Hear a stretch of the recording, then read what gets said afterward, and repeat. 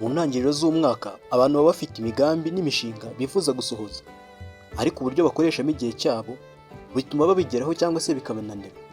Muri iki kiganiro tugiye kurebera hamwe ibintu 10 byagufasha kugira umunsi mwiza bigatuma intego zawe wihaye zose uzigeraho. Daily Mail yifashishije abantu babigize umwuga Sena Forbes ndetse na Benjamin Blanch bo mu kigo Freeletics gitoza siporo zitandukanye, batangaza ibintu 10 byagufasha gukoresha umunsi wawe neza ku buryo utabyicuza. Icya mbere ni ukugabanya uburyo ukoresha telefoni.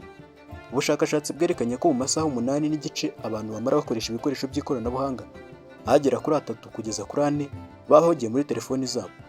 Kuva kuri telefoni ayo masaha ugakora siporo, ugasoma ibitabo, ukandika cyangwa se ukiga ibintu bishya, ugakora indi mirimo nko guteka cyangwa se guhura n'inshuti zawe, byatuma wunguka ibintu bishya muri uwo munsi.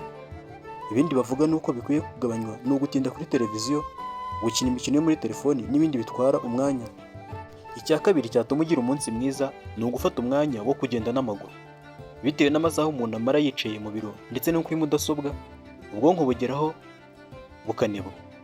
Aba batoza bavuga ko umuntu aba akwiye gufata akaruhuko uko bimushobokeye. Guhaguruka ugatambagira bikemura ibintu byinshi muri wowe. Ikindi nta mpamvu yo kwirengagiza isano iri hagati y'ubwonko n'ikirenge. Iyo umuntu arimo agendagenda, umutima we utera byihuse, amaraso agatembera neza, umwuka mwiza ukagera mu bihaha ndetse no mu bwonko. Icya gatatu ni ukumva umuziki. Hari impamvu nyinshi zituma bavuga ko umuziki ugira akamaro mu gukora siporo, akaba ari nayo mpamvu umuziki wifashishwa muri siporo zitandukanye. Umuziki utuma ubwonko n'imikaya bikorana neza igihe cyose umuntu arimo gukora imyitozo. Aba bahanga bemeza ko niba umuziki ufasha abantu kugira umuvuduko mu myitozo ngororamubiri, ari nako abantu baba bakwiye gukora urutonde rw'imiziki bakunda, ukabafasha mu gukora akazi kabo bashinzwe ka buri munsi. Bavuga ko niyo waba ukora akazi kagoye cyangwa se udakunda umuziki, ushobora gutuma ugakora neza kandi vuba, umunsi wawe ukarushaho kukuryohera. Icya kane cyatuma umunsi wawe kugendera neza ni ugukora ikintu kimwe ukabanza ukakirangiza.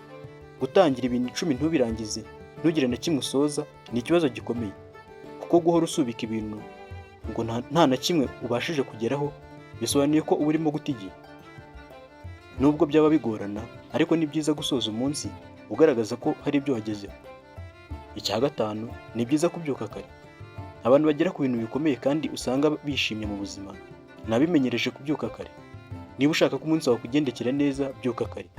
Ni byiza ko umuntu aba abyuka amasaha 3 mbere y'uko akazi ke gatangira, kuko iyo watinze kubyuka, umunsi wawe wose umara ufite igihunga, usa n'urimo kugerageza kwishyura amasaha yagucitse. Icya gatandatu, ukwiye kwimenyereza koga amazi akonje. Koga amazi akonje mu gitondo bigutandukanya no kuba wakwifuza gusubira mu buriri. Bituma wumva ufite imbaraga ndetse bikagufasha gushyira umutima ku kazi urimo gukora. Abahanga bavuga ko amazi akonje atuma amaraso atembera neza mu mubiri ndetse n'umubiri ukagira ubudahangarwa bukomeye. Icya karindwi cyagufasha kugira umunsi mwiza, yiga kuvuga oya. Igihe cyose ibintu birimo kukuzaho bihabanye n'intego ndetse n'icyerekezo wihaye mu buzima, ugomba guhagarara ukavuga oya. Kuvuga oya ntabwo ari intege nkeya, ahubwo ni uguhesha agaciro umurongo ngenderwaho wihaye mu buzima bwawe. Yiga kuvuga oya rero, ntukabe nyamugiyo bigiye. Icya 8, gira akamenyero ko gukora imyitozo ngororamubiri. Kugira ngo umunsi wawe kugendekere neza, ni ngombwa yuko ukora imyitozo ngororamubiri kandi ukabigira umuco. Siporo ituma ubwonko bukora neza, umubiri ugasohora imyanda ndetse bigatuma umuntu agira umwete mu byo akora byose. Icya 9 cyatuma umunsi wawe umera neza ni ugukoresha amasaha y'ikiruhuko neza. Ugomba guhindura iminsi yawe y'ikiruhuko, ntibe iyo kuba umunebwe, ahubwo ukayibyaza umusaruro.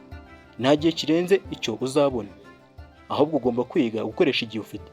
Ugomba kwiyitaho mu mafunguro ufata, kuko usanga hari ubwo impera z'icyumweru zituma iminsi yose isigaye uyikora nabi kuko witwaye nabi mu mpera z'icyumweru cyangwa se mu minsi wari ufite ikiruhuko. Icya 10, tandukana no gushaka inzitwazo. Kugera ku ntego z'ibyo wiyemeje ni uguhora uba umuntu utagira inzitwazo. Ugomba kuba umuntu utagira inzitwazo mu buzima bwawe. Ugomba kwiyemeza ugatandukana no kuvuga ngo harakonje, harashyushye, biratinze, haracyari kare n'andi magambo ngayo ngo nzaba mbikorera.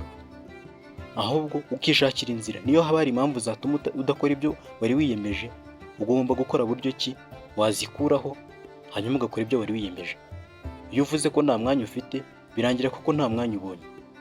kandi ibyo bituma umunsi wawe utagenda neza kuko inzitwazo zizitira ibyo washakaga kugeraho mu buzima. ngibyo ibintu 10 twagarutseho muri kino kiganiro byatuma umunsi wawe ugenda neza, bigatuma ibyo wiyemeje byose ubigeraho. Mbashimiye ko twabanye. Niba utarakora subscribe n'ugenda utayikoze, ukanda like, usige comment, ukore na share nyinshi cyane, tujye tubana buri munsi ibindi biganiro byiza. Njye nitwa Charles Gahigana. Hasta la vista.